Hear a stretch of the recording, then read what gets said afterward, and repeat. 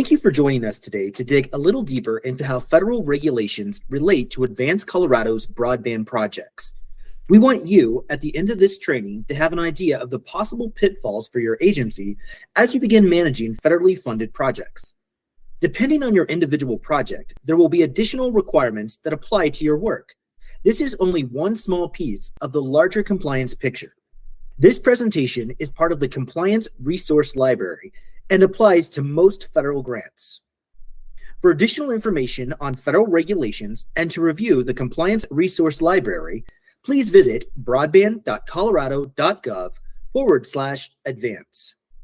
What is the procurement of recovered materials?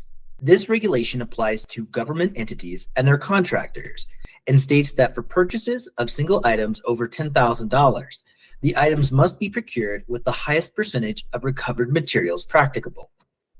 This regulation states that governmental projects funded with federal funds must prioritize recovered materials, i.e. recycled materials, include recycling in the solid waste management plan for the project, and include recovered material procurement and the agency's procurement processes.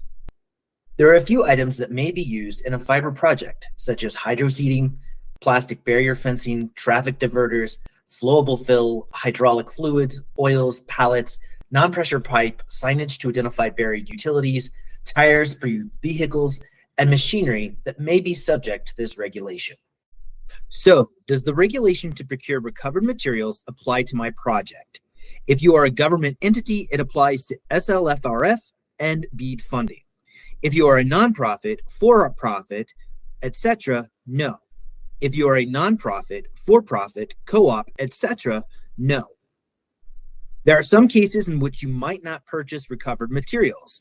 If the materials are prohibitively expensive, lead times are too long in comparison to non-recovered materials, or recovered materials don't meet performance standards. In this case, the agency must still document the attempt to procure and the reason recovered materials were not used. What do I have to do? Determine which items must be made of recovered materials by referring to the list provided in 40 CFR 247.6D. Develop procedures in accordance with 2 CFR 200.223.